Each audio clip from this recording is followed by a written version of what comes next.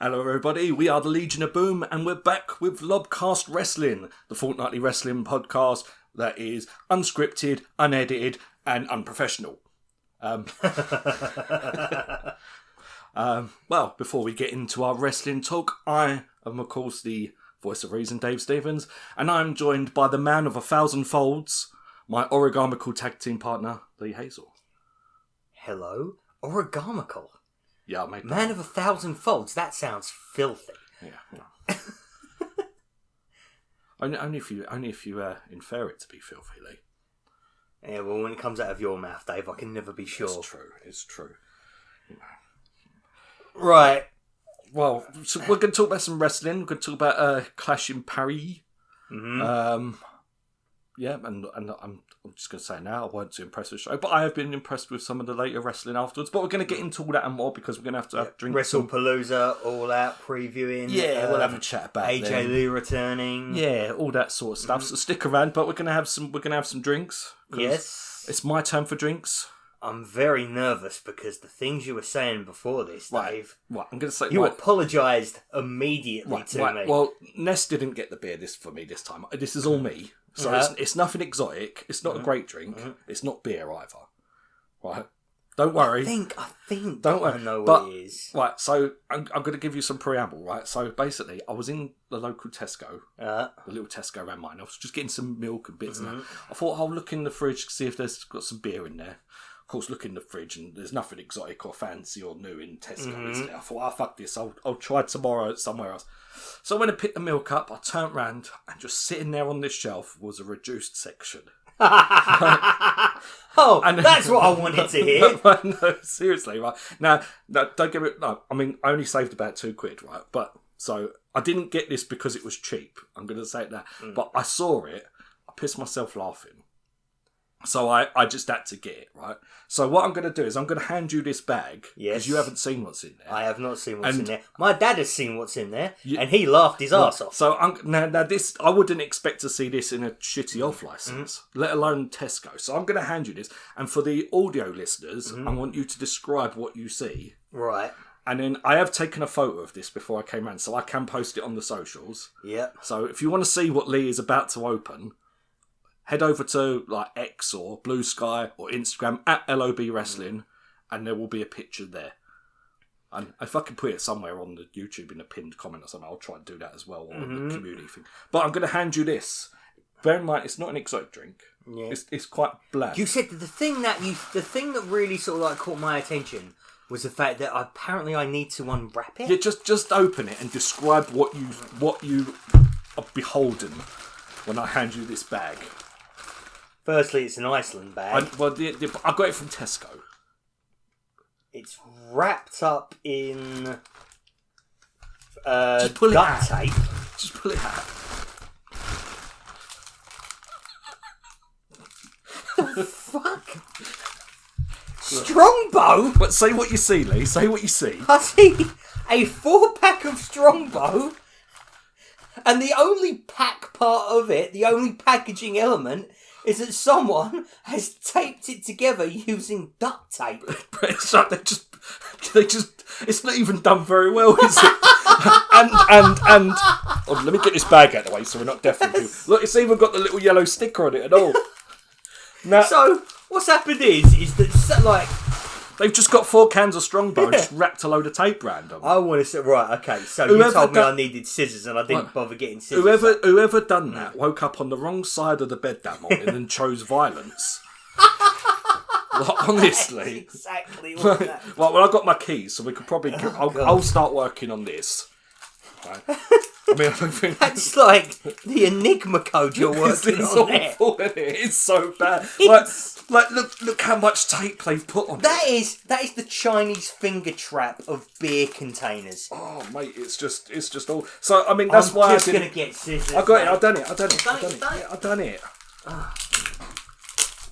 I mean, I was going to say this ain't my first rodeo, but this is certainly my first time opening beer from duct tape. I mean, what's happened there is that the packaging, the box, the cardboard has soaked completely. No, but this weren't the only one on the shelf. There was about 4 or 5 more. Oh my So God. I don't know what had happened. Which Tesco was this? This is the little one by me. Oh, bloody hell. You know, like the Tesco Metro or whatever they're called. I only popped in for some milk. Tesco's wouldn't give me a job the last time I went there. Wow. I'd like to think that's because I was overqualified. I like to think it's because you've overqualified. Mind you, I went to apply for a job in Tesco once and they told me I was overqualified. I only wanted it as a temp thing. Yeah, same here, yeah. I was like, yeah, no, I'm not going to be here for very long. But then again, according to the job description, I'm not supposed to be. Yeah, well, hopefully that hasn't deafened everyone with my taping. But I've got the cans. We'll have to listen to this back. I don't think we've done anything like this before. It's not. I'm nearly done. Right. I'm just going to pull it. This is great content. Yeah. I'm a content creator, man. Well, I'll tell you this now. This is great. This is great. Revenge that you've done me for all of the ales that I've given you. Right. Because do you not like Strongbow? I'm all right with one. Well, and then after that, my teeth start to itch. It's been a long time since I've had a Strongbow, to be fair. So I can't. So I can still do the old little taste thing. So I'm going to crack it open. Have a sip. Cheers. Chin chin. Cheers.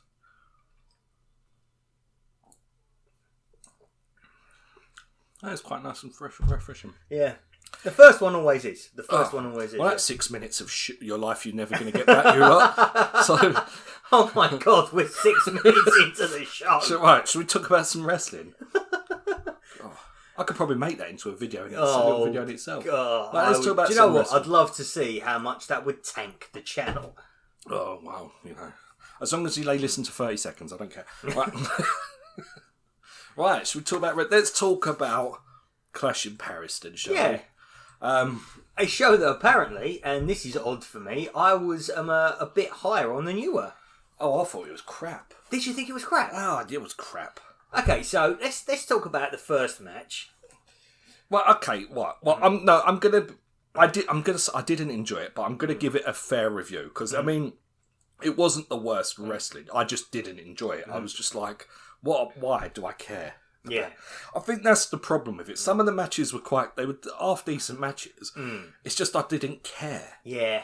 I didn't care about the story going in, and it's just like I'm just watching this match, and it's just like I'm just watching wrestling for the sake of wrestling. So actually, you make a very good point here because I will tell you my feelings on the Roman Reigns Bronson Reed match, but also specifically the segment that came after it to basically really illustrate to you my problems with WWE at the present moment as it stands as a product. The match between Roman Reigns and Bronson Reed, I thought, was fantastic. I genuinely thought that this is the best kind of WWE match. Two big, beefy blokes absolutely beating the piss out of each other with big, high-impact manoeuvres. No, wrist locks, no headlocks, no downtime, just absolute carnage from start to finish with two guys just hitting each other as hard as they can with the biggest moves in their arsenal. Yeah, I do agree with you on that because this is the type of thing WWE has always done well. Yes. And this is the type of thing that AEW struggles with. Mm-hmm. AEW really struggles with this. And I really wish you would get... Because the thing is, AEW have got big men. Yeah. I mean, a few of them are on the shelf and that now. Yeah, and they've got big... Wardlow. I know. Literally, we saw him return, and apparently in that same segment at Forbidden Door, he tore his pectoral muscle. But I mean, they've got people like Keith Lee, who's unfortunately on the shelf at the moment, but like big guys who are also athletic, but you don't really get these big hoss fights. So I agree with you. I mean, I did think it was quite a good match for a big guy match. The problem for me is this whole tribal thief thing, yes, the Shula Fala, and all that nonsense. I just don't care. This is the exact same crap that I was talking about last year before the... you're not going to be able to find this in the archives because this was before we even started the podcast. But CM Punk versus Drew McIntyre. The third one was fantastic. The first one was ruined by the fact that they made it all around this pointless prop, which was the friendship bracelet. The little bracelet. Which they made. And the reason why the little bracelet was bad... Okay, people have talked about MacGuffins. and about how, like, you know, some of the best things in cinema, when, you know, WWE are trying to create cinema, some of the best things in cinema are MacGuffins, are the pointless little objects that motivate the characters to do what they do. And that is true. But they made the pointless object, they made the MacGuffin the star of the show. Not just in that Punk Drew McIntyre match, but here as well. The Shula Fala it's just dumb. Takes one great match and turns it into middle school pap. Yeah. This was for 12-year-olds. I mean, this would have been a good match on Raw or something. Absolutely, but this isn't PLE quality for me. The end of a blood feud between Roman Reigns and Bronson Reed is over a necklace made of shoes. Are you fucking kidding me? And the thing is, I'm assuming that they're saving Reigns versus Bron Breakker or something, because I would much rather have seen that match. Oh, yeah. I mean, don't get me wrong, that's going to be absolutely fantastic when it happens, which I think is primed for WrestleMania. The only problem is that is a long way away right now. Yeah. So but I think that's where they're heading. I didn't. Yeah, for some reason I didn't. It was a decent match for two a big guy match. It just the story. You can disagree with me, mate. Yeah, no. I mean, thinking back, I mean this. I weren't pissed off with the show after this match. It was the rest of the show that kind of was just like, yeah. To be fair. But So this was an okay start. It weren't a great start to a show for me, but it was fine. But they also had what I thought was a really good segment after the match until it completely overstayed its welcome. So Roman Reigns versus Bronson Reed is 22 minutes and 5 seconds. But the Roman Reigns segment of the entire show that contained all of the entrances, that contained the post-match angle afterwards, that contained Roman Reigns getting taken out on a stretcher. Yeah. That took up the first hour of the show. Yeah. This show is a 20-minute match. Yeah. This show is, I think, the longest PLE that WWE has done since WrestleMania. Yeah, it did drag a lot for me, watching this one. I mean, we've been talking... And I fast-forward the crap, so... Yeah. Well, we've been... Because there weren't even, that many adverts to go through in this show, because they'd actually filled out the show a lot more with matches, with wrestling. I think that's probably why it felt like it dragged out for me, because I weren't fast-forwarding as much. I mean, we've been begging... Yeah, we've been begging for WWE to put more wrestling onto these PLEs, and unfortunately, I feel like... the monkey's paw is curled downwards, you know what I mean? We've be careful what you wish for sort of type scenario. A very good match that was surrounded by a ridiculous story with a really good post-match angle that just completely overstayed its welcome after a while. Yeah. I am going to... So that was a good explanation of the opener. And for the next two matches, I am going to struggle because I barely remember. We had the Wyatt Six versus the Street Profits. I'm trying to remember what happened. This wasn't very good either. No. Is it Montez Ford? Is he he's the one that's married to Bianca Belair? Yeah, he's the one who everybody thinks is going to be he was supposed to be world champion one day, but they have done fuck all with this. But I mean, he stood out in this match. Oh yeah, he stood out. He's got the charismas there and stuff. Yes, absolutely. He is a standout. I mean, that's the only thing I really took away from this match. The problem with Montez Ford is that he's been in the Street Profits for too long. They have been teasing. I think it's been 2 years at this point. I think they were teasing it during this match. I mean, it weren't a great match. No. It weren't great. And then we had the Becky Lynch versus Nikki Bella. Again. I mean, I only remember the botches. I don't remember those were the only memorable things. There was a kick that was missed by a mile. Oh, yeah, I remember that one. Yeah, I remember that one. That's literally all I remember. Yeah. See, for me, I mean, we'll probably talk about it after the thing, but for me, this is peak wank. This is crap. But for me... because I haven't really been enjoying Becky Lynch. Yeah. But post this show, going into the next Raw and subsequent SmackDown things, Becky Lynch is just... I think Becky Lynch is great now. Oh, yeah. After this show now, we're going into that CM Punk storyline and stuff. I mean, I'm loving her. She's got nuclear heat at the moment, hasn't she? It's great. Yeah. But this was turd. This was a turd. And then it followed by, surprisingly, my match of the night. Surprisingly, like we had Rusev versus Sheamus in a good old fashioned Donnybrook match. I can't believe they've kept the good old fashioned Donnybrook stipulation after Vince McMahon has been ousted from the company. I can't, like, it's his last. The good old fashioned Donnybrook is his last invention. I don't think I've ever seen a good old fashioned. What are the stipulations for that then? I thought it was just a hardcore match. Oh, it's literally just. Name. Isn't it just a hardcore match by another name? Exactly, yeah. So, it is. But basically, it's the hardcore match where surrounding the ring is Irish pub paraphernalia. Oh, okay. That's basically you've got your bar, you've got your barrels that are supposedly filled with ale, except for the fact that when they crash through them, there's nothing in there. Didn't Rusev do one of these type of matches in AEW? But it was all like gaming paraphernalia around the ring. The Arcade Anarchy. That's it. Yeah, the Arcade Anarchy. Genuinely, if I recommend people to get into AEW who are like casual wrestling fans, or they're like they haven't seen wrestling in a while and they've come back, Arcade Anarchy, easily one of the things that I recommend to them. Yeah. I absolutely love that match.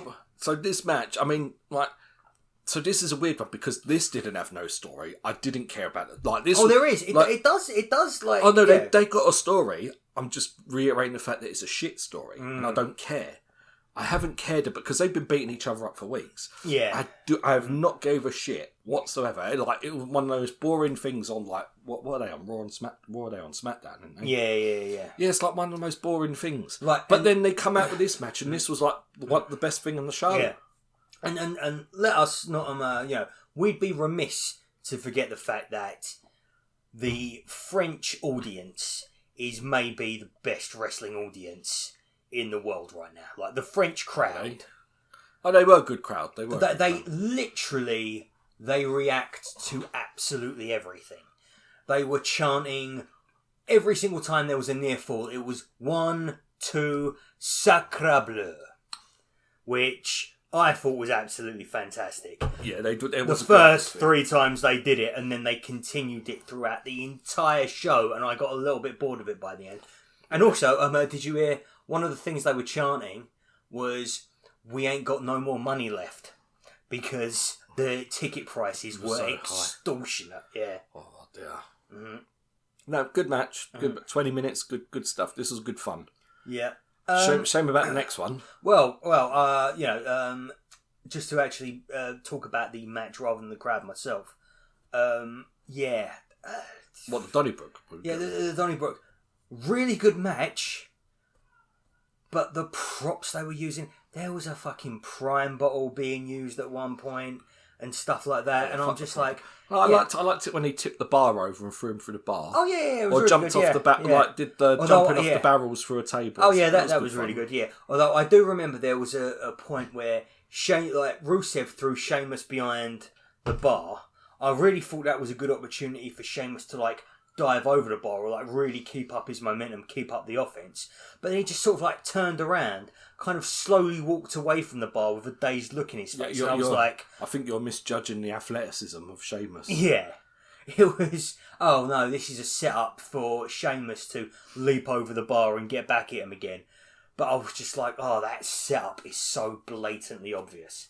Yeah. Anyway, the next one, I can't believe, looking at the times for this match, this is by far and away the longest match of the night. How the hell did that happen? John Cena and Logan Paul went over 25 minutes. It was awful. It was awful.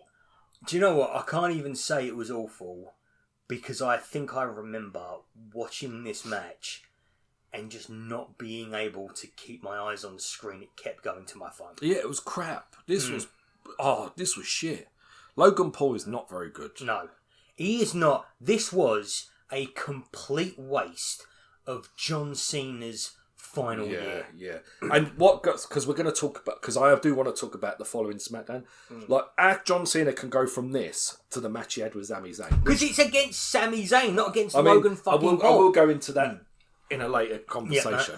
We'll stick with this, man. Yeah. But Logan Paul can do cool looking moves. Yes, and that is it. And But that he is can't all he's good string. at. Well, I mean, apart from a buckshot lariat, his Yeah. buckshot lariat is shit. Yeah. That is. It's like he does the cool flip. Yeah.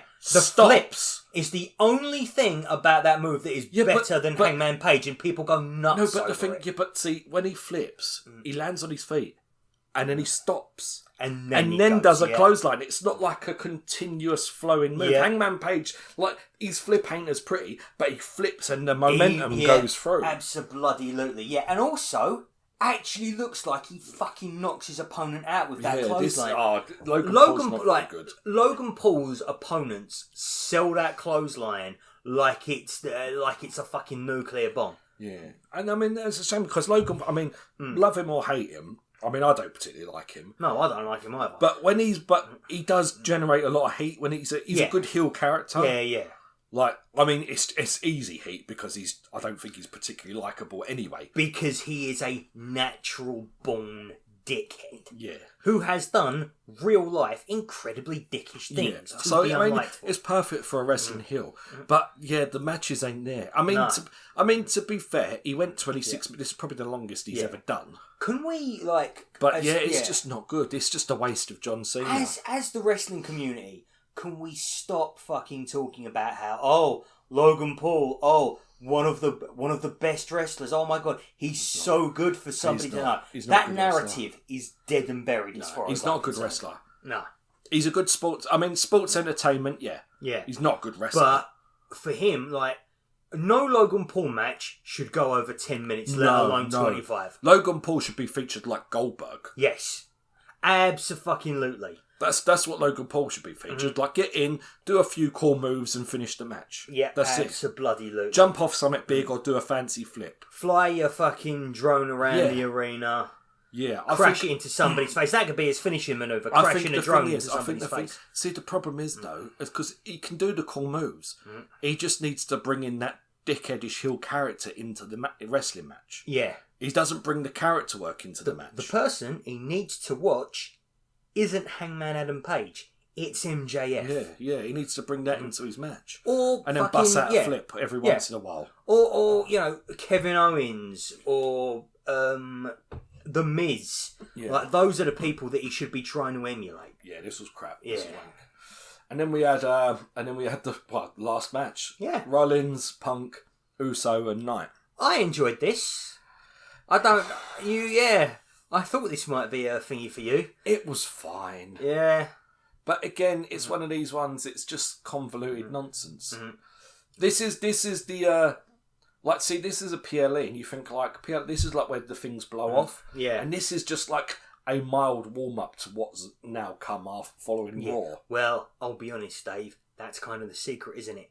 This is a Europe show, which means it's a B show because they know they've starved the French crowd so much. The French crowd will react like absolute psychopaths to literally everything they put on here. That's the thing. I mean, you put this somewhere else, it's just a Raw main event. At best. I mean, this is a proper like Battle Creek, Michigan style card. But that's the thing. Like these PLEs, they're not like.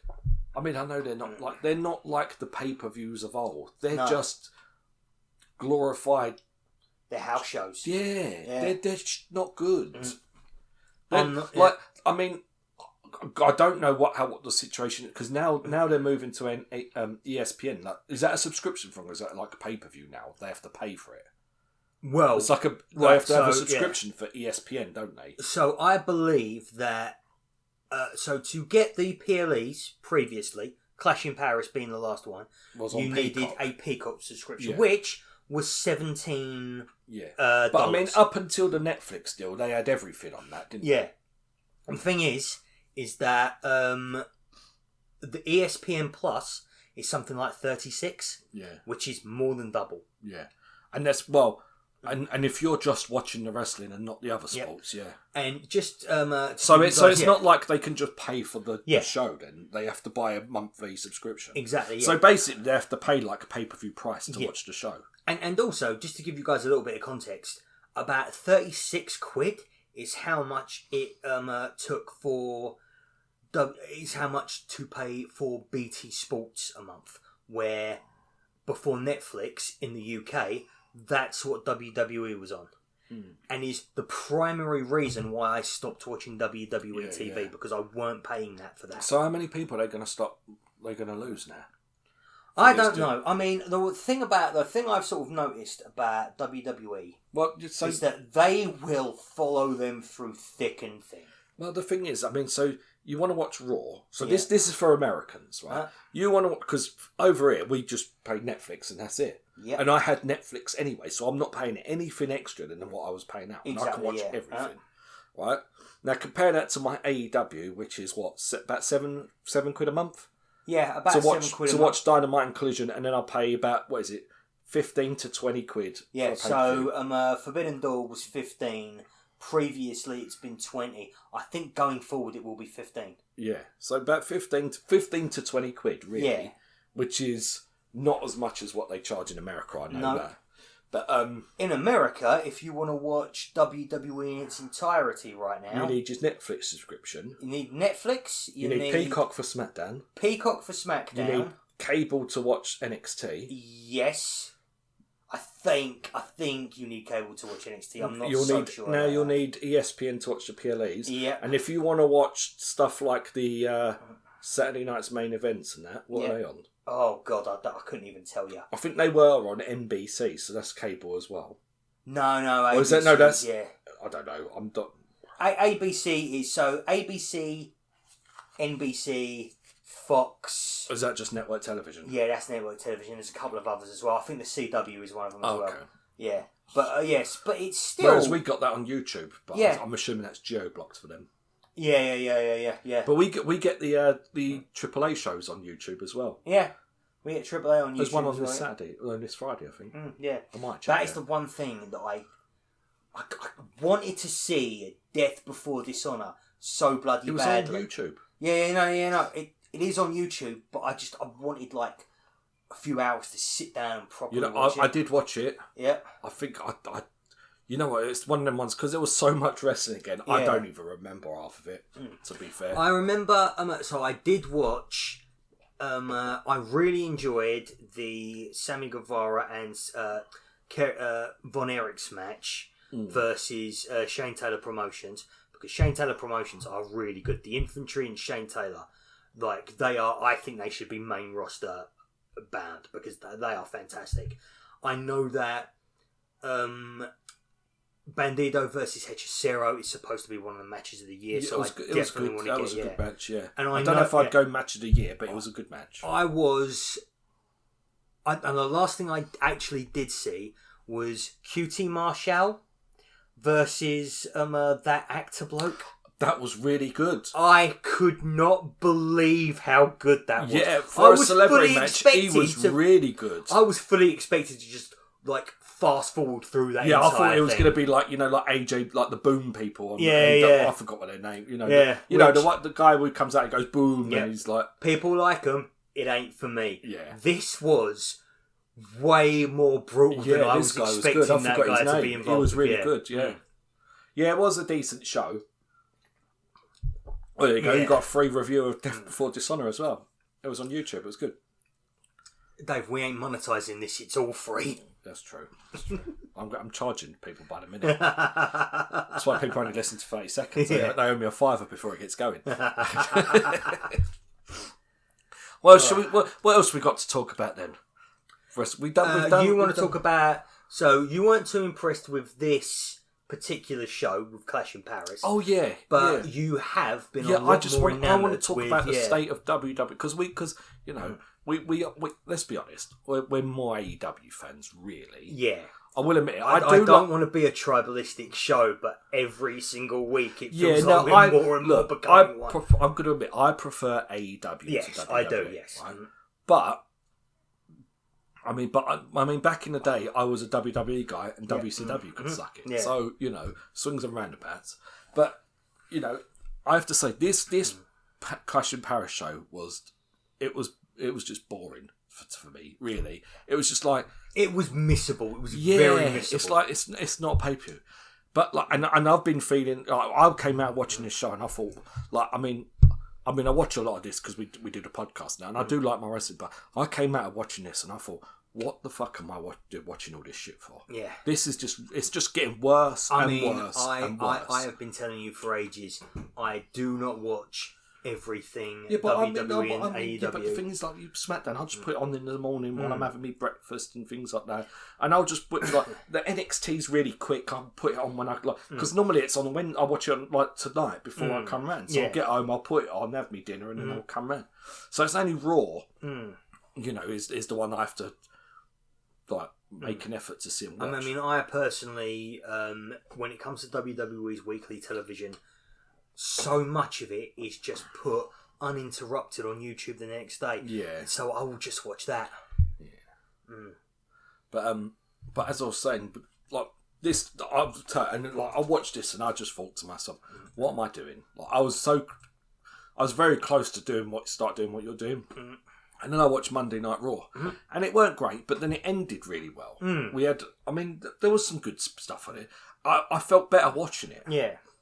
And then we had the whole thing with Becky Lynch and CM Punk. Yeah. And as I said previously, Becky Lynch now in this storyline, it's just like a whole. She's so. It's good. like the Becky Lynch of old. Oh, when she comes out and she's like, I'm the greatest women's wrestler alive. And then the one that cracks me up is like, it's not just me saying it. Yeah. Everyone else is saying it. ESPN's. It's just such a good line. It cracks me up. So all that stuff was good. And then we had again, the worst kept secret in wrestling with AJ. Yeah. But then we had SmackDown. We knew what was going to come at the end. But it opened up with John Cena coming out cutting a promo. Oh, it weren't a bad promo. Last ever SmackDown that he was ever going to be on. Last SmackDown he's going to be on. Last time in Chicago and stuff. It was quite a good promo. And then Sami Zayn came out and I thought, oh, for fuck's sake. Because Sami Zayn has been pissing me off. His character is shit. Sorry, they need to re-say his character.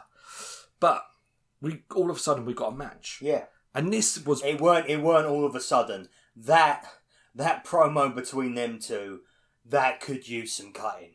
I'm sorry, but he waffled on. Yeah, well, it's Sami Zayn. It's Sami Zayn. Yeah. But we got to the match. We had a match. And this was one, probably for me, I think this is John Cena's best match of the year. Oh, yeah, absolutely. Easily. This was such a good match. Maybe. Oh, it was a good match. For John Cena, for SmackDown. No. I'm not saying it's not a good match. I'm saying that, do you not think that the SummerSlam, him and Cody, do you not think that was better?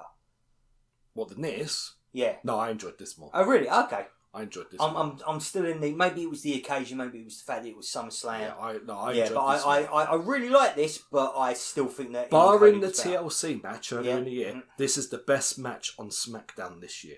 Right, yeah. For me, this is the best match that's been on SmackDown. Barring that TLC, and a couple of things like Tiffany Stratton has done, I think, because I enjoyed Tiffany Stratton's character.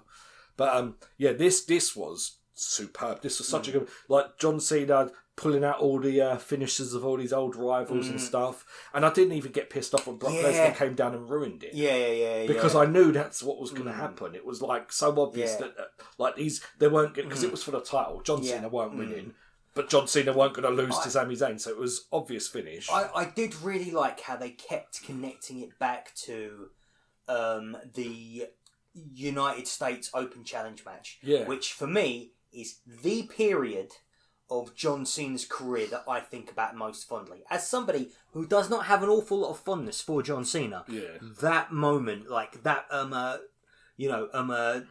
stretch of his career, easily by far one of my favourite ones. Doing an angle slam and things like that, and doing all these the finishes from old other people. Yeah, it was just, for me, it was just good. It really was a great match. So I mean, we come out to Clash in Paris, and I'm very low with WWE. Raw was decent. SmackDown was good. NXT was a bit better. Okay. This week's NXT was a lot better. Oh, okay, that's good. Yeah, because you persuaded me to try my dip my toe into NXT. Well, to be honest, next week they're doing a homecoming show, so this week was loaded with a lot of NXT talent. Yeah, I heard there was Rhea Ripley came back. Rhea Ripley, Tiffany Stratton, Stephanie Crook. We had Tyler Breeze on it. Yeah, popped up. Isn't it funny though? They always get their biggest moments and their biggest pops from people who are not currently on their roster. Yeah, I mean, I know they're the developmental they're bigger, brand. yeah, they're bigger stars. But so I mean, NXT was a fun show again. SmackDown's been fun. Raw's been fun again this week. Yeah. You know, so I mean, I did watch more of Raw and SmackDown in the last couple of weeks than I have seen in ages. It's been a lot better. I mean, it's still getting. I mean, to be fair, apparently they had some really low ratings the other week, and now they're starting to bounce back again. Yeah, so like that's been across the board as well. Yeah, like, it's been AEW's had them as well. Yeah. But I mean, so I've been really infused with the last couple. It's just that because we've had to review this PLE. Which I think is a big dog turd of a show. Right? Yeah. I mean, honestly, it's woeful. It's worse than wank. So, listening to the reviews of this show, the thing that everybody talks about constantly through all of the reviews is how good the crowd was. And it's all they bloody talk about. Yeah, and I am, I am sick to death of Wrestle. Yeah, but you would expect the crowd to be good. Isn't that the place where they done it? Isn't that like the biggest indoor stadium in Europe? Yeah, and it was jam packed, so of course it's going to be a hot crowd. Yeah, let's be honest. And it was jam packed for like all week, weren't it? Because they had multiple shows there. Yeah. No, I mean the crowd was good, but I'm here to talk about the wrestling. Yeah, and the wrestling was like average. But we've had some better TV coming out of it. So I am. So then that does make me like a bit more hyped coming into WrestlePalooza. To be fair, now I am going to give the caveat of, if I had to pick one of the two shows, I will pick All Out because I'm an AEW guy. Absolutely. Looking at the two cards, I thought that AEW wouldn't have had so many. I would have thought out of the two, WrestlePalooza would have more matches announced. I do want to say because obviously Tony Khan has moved All Out to an earlier start time. Yeah. So it doesn't clash. So what do you think about that? Yeah, it doesn't. Because it was the first time they were going to go head to head, like main roster. Yeah, that's ridiculous. Of course he's going to push it forward. Like people who think that they're not going to go head to head. That's no. One company consistently sells out arenas, consistently gets a few million views on all of its or at least above 1 million views on all of its weekly TV shows. It's got a much bigger audience that it is in front of. The exposure to WWE is much bigger. Yeah, the fact that Tony Khan has brought it forward. Yeah, it's an absolute no-brainer, and I think the only people who have a problem with it are people who wanted to be able to create content out of how they went head-to-head. Yeah, I mean, I don't have a problem with it, because to be honest, if you want to watch both shows, I mean, I'm not watching them live, even though I could watch All Out live, but I mean, I'm busy that evening, I'm going out for an Italian. Oh, nice. Yeah, so I'm going to be busy that, but I mean, if, like... Is that Nessa's birthday? It's for her dad's birthday. Ah, okay. But anyone, cheers to Nessa's dad. But anyone who's a proper wrestling fan, you can watch both of them live now. Yeah. So what are you pissing and moaning about? I know. So them bringing forward All Out, I probably will watch it live. I mean, if I weren't going out, I would watch the AEW show live because I can't watch the WWE shows. I can't stand all the shit in between. Whereas that you don't get that way. Oh yeah. If there's anything that I am thankful. I am grateful, and a lot of American podcasts that I listen to as well. They're like, yeah, of course we like the fact that AEW. Because AEW, when they do the press conference stuff at the end of a 4-hour show, those people aren't going home until like 2 o'clock in the morning. I know. Now they get to go to the show, watch the show, go to the press conference, ask their questions, come back. They can make a podcast of it afterwards, and then go to bed at 2 o'clock from their own problem homes. for me now is because I'm not watching it live. Yeah. The next day I've got to watch that. Yeah. And Wrestle. So I might actually end up watching WrestlePalooza first because I'll probably watch that on my own because Ness doesn't watch WWE. Yeah. So they're both going to be on the. They're on the 20th. Right. So that gives us. We are recording this on the 10th. So they are like. Yeah. So we're our next recording is going to be the 24th. So we've got 4 days to watch both shows. That is a bit of a problem for me. Oh, I'll watch them all on the Sunday. Yeah. Well, if you're watching it live, you can skip through half the WrestlePalooza stuff because it will have a load of crap in between. Yeah. Probably, but I am now because of the TV on Raw and SmackDown. Yeah. I'm looking forward to WrestlePalooza now. Yeah. I'm actually I'm looking forward to seeing that mixed tag match. Yeah. Oh, yeah. I'm really interested to see how AJ Lee performs after a decade away. Well, she looks good. She looks amazing. Now, I will admit, for AJ Lee, wrestled in the time when I didn't watch WWE. So She was just about in the time when I was really getting into it because of the NXT boom that was happening. Yeah, so I don't know anything about AJ Lee. But see, this is what I will give credit to the TV. Because watching that SmackDown, it really did seem like she was a big deal. Oh, yeah, Now, I don't really know a lot about AJ Lee. This is going to be the thing I was going to ask you. I was going to ask you, how much nostalgia do you actually have for AJ Lee? I've never seen her wrestle. Because for me, it's not an awful lot. Like, even for somebody who watched her at the time, because I hate to say it, but what came after AJ Lee, the Four Horsewomen, Becky Lynch, Asuka, Charlotte, Sasha Banks, that kind of, for me, even Paige, Saraya Knight, that stuff kind of just absolutely took over what I think of when I think of mid-2010s women's wrestling. Yeah, see, AJ Lee don't really have an awful lot of room in there anymore. But they did present it like she was a big deal, and it felt like she was a big deal watching that SmackDown. So, so that's what I mean. So the TV was good. The way they presented it was good. Yeah, I mean, the fact that they brought her out in front of a Chicago crowd because, she is CM Punk's wife, I thought was absolute, if you're going to do it anyway, you've got to do it there. Even then, I was shocked at how much everybody in that arena was psyched to see AJ Lee. Yeah.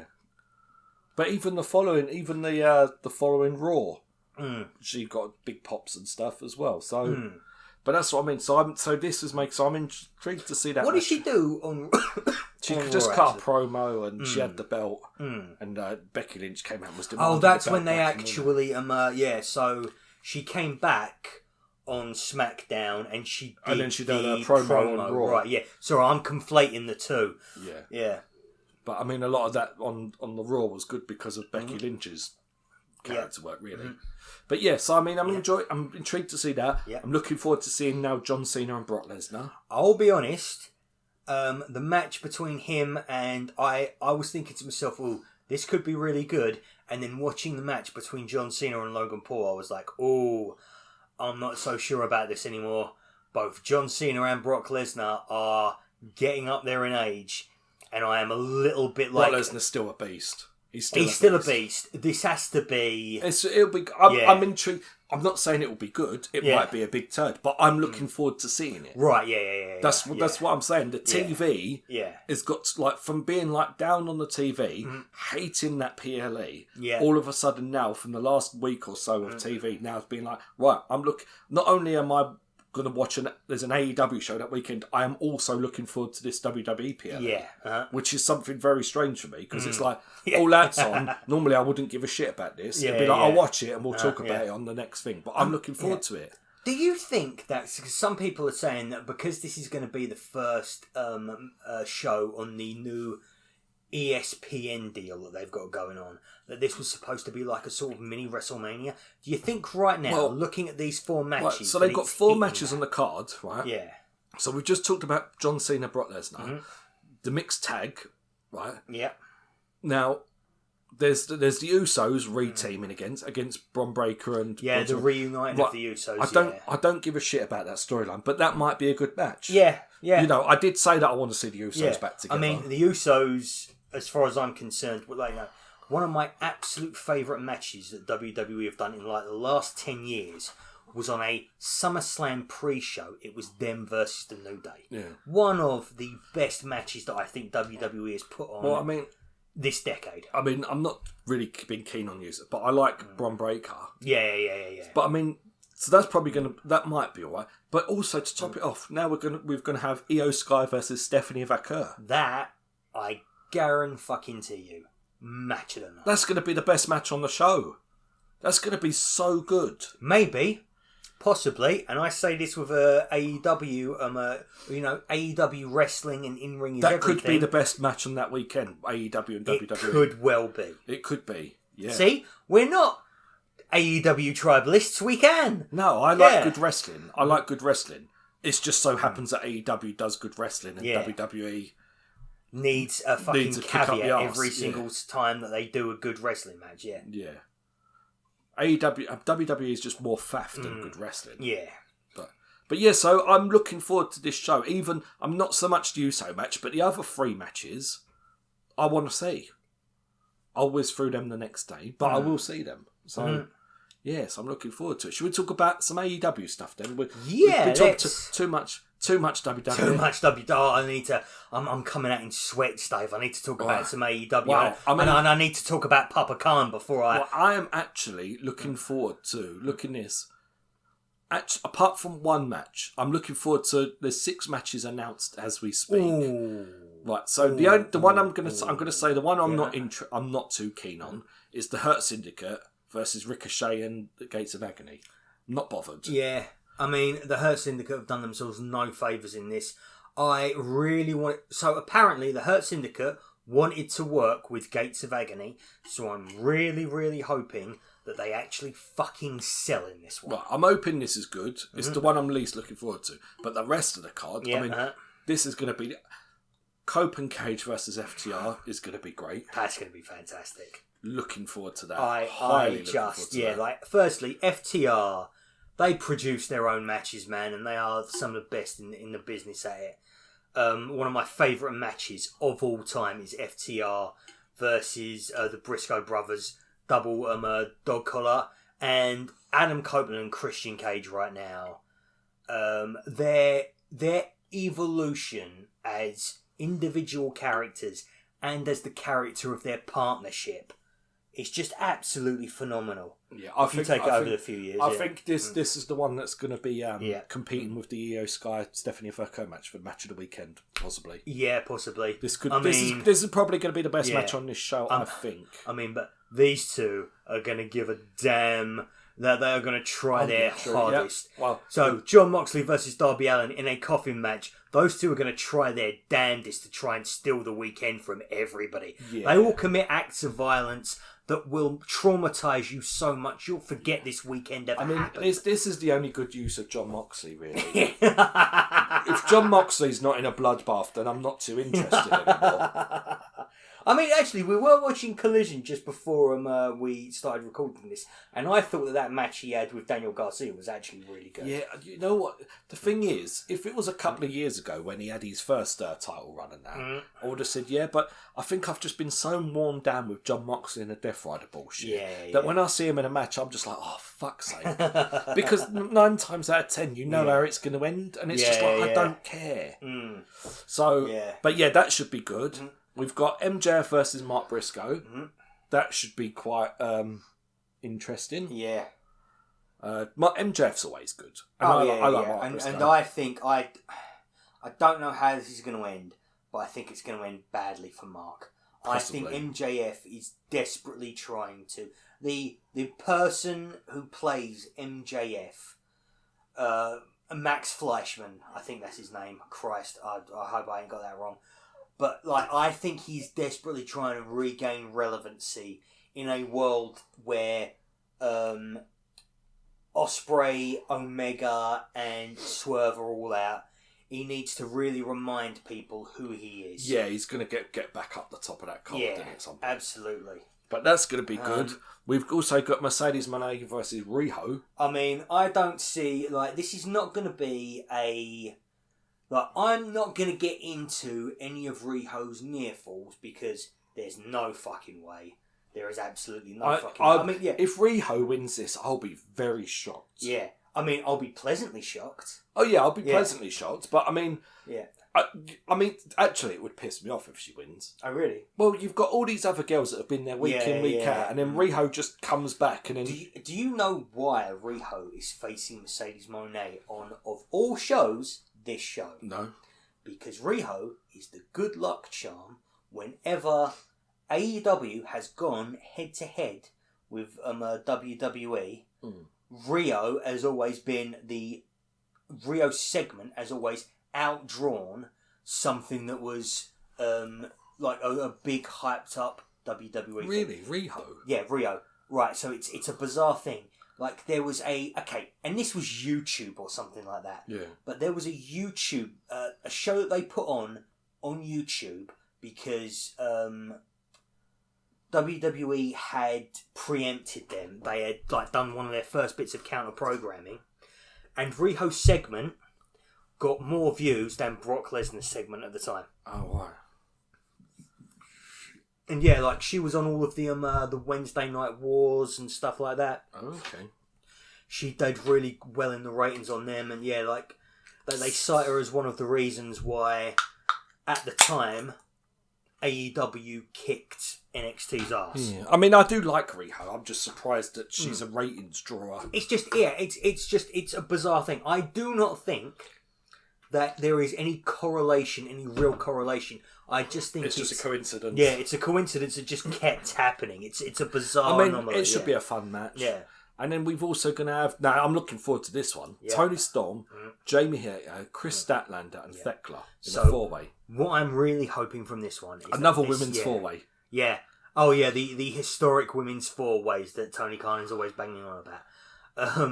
Because he doesn't want to do more than 2 women's matches in one show. I like a women's four-way, don't I? Yeah, I do, yeah. Because I actually think they're getting really good at it because they have to do them over and over again. The more women I get to see on the show, the better, to be honest. If I get to see them and they're always good matches. So what I'm really hoping from this is I'm hoping that these two really get involved in it. You're going to have to say who these two are. Oh, of course, yeah, no, I'm just hovering over them. You're just pointing on a screen and no one knows who these two are. Tony Storm and Jamie Hayter. Yes. I do intend to say their names eventually, Dave. Tony Storm and Jamie Hayter. I'm hoping this really kickstarts a storyline between the two of them, because the storyline between Tony Storm and Mariah May was huge and epic and big and brilliant, but it ended with Tony Storm still being AEW Women's Championship. She needs a big story to lose that championship again, because otherwise it's going to be so anticlimactic. I just had a weird thought, because I mean, so I think it was this week you had Chris Statlander was in a match, and she got spoken to by Utah, and then she won with the seatbelt pin. Now, is there a world? This is just fantasy booking out. Is there a world where Chris Statlander gets a bit of advice and wins this match? I mean, that is that is a very good piece of. And then goes on like a Death Rider thing with the women's belt instead. That would be fucking excellent, actually.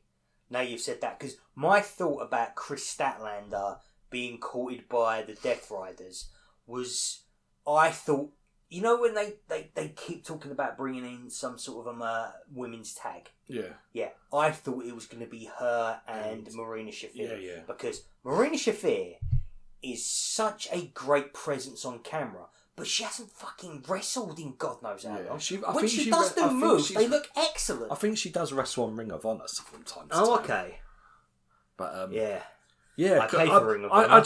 I don't ever watch it, but I pay for it. Can you imagine a world where Chris Statlander wins that? Yeah. And then they basically do the Death Rider storyline, but with a women's champion. Yeah. So you'll get Marina Shafir and Utah and that coming out and interfering for Chris Statlander instead. I mean, I hope it's better executed than the first few months of the Death Rider storyline. I mean, as long as it don't go on for years and years, but I can just imagine. Because I mean, at some point one of these girls are going to lose their belts. Yeah. I really don't see. I mean, I think Mercedes needs to lose it soon. Yeah. But I mean, I don't see it. Well, I would have said, like, if you would have had Mercedes against them other 4 girls instead of Tony Storm, then it could have. See, the thing with Mercedes is that apparently what they're hoping to do with her is, because they kept the belt on Jade Cargill for so long, they want Mercedes to break Jade Cargill's record. Yeah. Which is something like 500 days, so that's a year plus. Now, don't get me wrong, we are nearing the end of that. We are nearing the end of it, but I think it's either going to be Wrestle Dream or Full Gear where she loses it. Possibly. But that's the thing. It needs to be against somebody who she's in a big storyline with, and Rio ain't it. But I just had this weird feeling that Chris Statlander do that, but then Jamie Hayter and Tony Storm go off and do their own storyline. Yeah. Or is it Jamie Hayter and Thekla go off and do their own storyline? Oh, okay, Because they're feuding, aren't they? Yeah. Well, that was the plan. So maybe... Yeah, because Jamie Hayter did come out at Forbidden Door, getting attacked. Oh no, Thekla was attacking Queen Aminata. Yeah. And then the Triangle of Madness came, attacked Queen Aminata, making it 3-on-1. Jamie Hayter, surprise, came along to even up the odds. Yeah, but Jamie Hayter was meant to be feuding with Thekla before she got injured. So... Oh, okay. Has Thekla been in it this long? Yeah. Oh, because I thought that Jamie Hayter went out with injury ages ago. Well, she came back at Forbidden Door, didn't she? Yeah. No, not Forbidden Door. She came back at All In last year. Yeah. And she was around for a while, but she didn't have too many matches, did she? But then basically, as soon as Thekla turned up, she got injured. I think they started doing something and then she got injured. Yeah. So that was it. But yeah. So that's another one who got injured. So we spoke about Wardlow getting injured as well. Yeah, very briefly, but there's not really much you can say about it. He turned up, tore his pec. He won't be around for about 6 to 8 months. Yeah. Fucking shame, innit? Yeah. I mean, I think the only other wrestling news is MJF got married this week. Congratulations to MJF and Alicia. Didn't keep kayfabe. I saw Hangman Page in the wedding pictures. Well, no, it's not. Do you know how that got spread? Do you know how that happened? I think it was like his family or something put on social media. So people went on his fucking family's social media and spread it. It's fucking sad, isn't it? I mean, we're doing a wrestling podcast, but I'm not sad enough to scroll through their fucking friends, social media of friends and families. Absolutely to get some scoops. not. And secondly, I'm sorry, I'm not 10 years old anymore. It's the information age. Kayfabe is dead. Yeah, it's a show. Yeah, I'm not. I am not gonna think. Has it ruined your experience of the Hangman MJF feud because you saw him at a wedding? Absolutely not. God, that's so stupid. Yeah. Oh, I mean, I was more shocked that Tony Khan just moved the day of a pay-per-view to go to the wedding. Yeah, that's what made me laugh. He moved the Ring of Honor pay-per-view an entire week so he could go to the wedding. I mean, that is just. That man's got some walking around money to be that audacious with that shit. Yeah. Sod it. So the one thing we didn't see on that match list, do we think it's going to be Carl Fletcher versus Hangman Adam Page for the AEW World Heavyweight Championship? Oh, yes. He challenged him. He challenged him on Collision, I think, which you haven't watched Collision yet. I think he did challenge him. I don't know if he accepted it, though. So that might be on there as well, yeah. Right, okay, yeah, that's good. So that'll be enough. That's what I mean. It's going to be there's going to be some matches. Yeah, I mean, Carl Fletcher is one half of your favourite match of the year. Yeah. I think. Yeah, I think it's still up there. We'll have to do that. I think we got a Wednesday between like Christmas and New Year's, so we could do our best of the years on that week. Oh yeah, okay, we can do that. It works out, something like that. So, but yeah, so should we finish up with some Wrestle Club then? Absolutely, yeah. We'll do some Wrestle Club. What did we recommend for the last time? I don't even remember what I recommended. I think I recommended a Forbidden Door match. Zack Sabre Jr. versus... Oh, yeah. Yeah, that's what Pockets. What's his fucking name? Pockets. Orange Bollocks. That's it, Orange Bollocks. Orange Cassidy. Yeah, I recommended that. Yeah. Did you watch it again? Pockets. Yeah. Oh, mate, I didn't need any excuse to watch that match again. I think I saw it as soon as you left. Sam watched was it Fit Finlay versus Johnny Saint? Yeah, that was it. Yeah. Yeah, that was good fun. Yeah, I mean, it's a bit dated. Yeah, bit dated. Yeah, I like the technical the British style wrestling. I prefer what they do with it now than what they did with them. Yeah. I prefer what Zack Sabre Jr. is doing with it. It's so fun for me to go and see like what wrestling was like back in the day. I mean, it was fun to see Fit Finlay with his mullet and stuff. Oh yeah. So, oh my god, he proper 80s. That was so. Yeah. Well, no, it was David Fit Finlay. That's what he was billed as. Yeah, that was good fun. It was good fun. Yeah. So, yeah, I enjoyed it. It was good. Yeah. I was going to recommend an AJ Lee match, and I realised that what I was telling you earlier, my nostalgia for her is not as strong as it is perhaps with other people. Well, I mean, the one thing that I remember actually happening was that she came back, got the belt off of Paige immediately, and it wasn't even like that long. It was about maybe 30 seconds or something like that. Wow. Yeah, so was going to be it. I've got two. Okay. This week because I had one came across it came across my desk. No, it popped up in my feed. Came across my desk. It popped up in my feed, Uh-huh. and I just thought, you know what, I'm gonna so the first one I'm gonna go with is a Ring of Honor match. So you know, we're children of the Attitude Era. Oh, Do you remember all the discussions? What would it be like if Sting fought the Undertaker or Goldberg fought? Stone Cold? Do you remember all these discussions? Well, what if I can tell you one of the top guys in AEW versus one of the top guys in WWE? Because what popped up was Cody Rhodes versus Will Ospreay. Where was that? It was on Ring of Honor. It was just on Ring of Honor. It was heel. No, it wasn't just on Ring of Honor, obviously, because Cody Rhodes is country. But it popped up on the Ring of Honor, the AEW YouTube channel. Oh, okay, right. Yeah, so it was heel Cody Rhodes with the black hair versus a younger, sleeker Will Ospreay who's still done a lot of more flips. Yeah, cool. So that was good. Mm-hmm. So it was about 20 minutes. It was good fun. Yeah. And the other one I was going to recommend, because, you know, we had a really good John Cena match this week. We had a really good time at the O2. Yeah. You combine those things and you get 2007. You're going to give me one of the greatest matches of all time. You get 2007 John Cena versus HBK at the O2 Arena on Monday Night Raw. I was so fucking jealous that you got to see that one live. You know what, right? I was sitting there thinking, because I was recommending it, I was like, who the fuck came with... Like, I was scratching my head. I was like, did Lee come with me to see that or not? You didn't, did you? Because you came to a SmackDown taping, I think, Lee. I can't believe that, you know, like, it was in the O2. It was 2 tube stops away from me. And, yeah. It was an hour-long marathon at HBK versus John Cena. Yeah, easily one of WWE's best matches ever. Well, it's on the WWE Vault. Mm-hmm. It will be in the doobly-doo down below. And in the playlist, Wrestle Club recommendation playlist, I'll put it in there. I've actually got to do my because you know I said I was going to give you a yes. Well, I've given you 2. So Lee, you recommend me a match. Let's see. Yeah, I've given you double duty. Double duty. So I was going to suggest we had.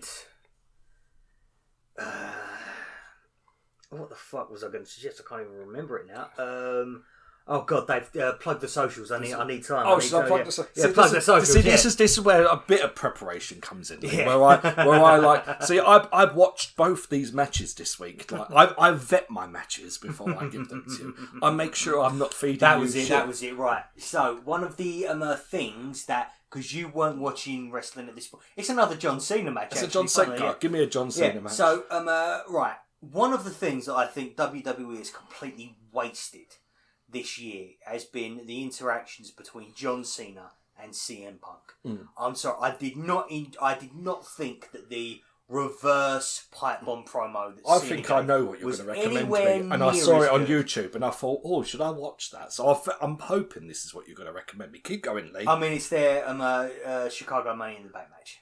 Yep, that's the one I saw. I saw that on YouTube, on the YouTube one. I thought, I want to watch that. Yeah. So, okay, I do want to watch it. Now I have the excuse. Is that the one where he blew the kiss at the end and went off the crowd? Exactly. Yep, I want to watch that. Yep. Which, apparently at the time, was one of the best matches. I get the feeling that it's actually, when you watch it without the preamble, without like the weeks context building up to it, I think it's not going to be as good. Oh, well, we'll see. Yeah. We'll talk about we'll it have in a 2 look. weeks. We'll have a look. We'll have a look at how good it is. Because I'll watch it. I definitely think the HBK Cena match will hold up because that was completely spontaneous. What a finish to that match as well. And to think that was post WrestleMania. They had just had a match at WrestleMania. Yeah.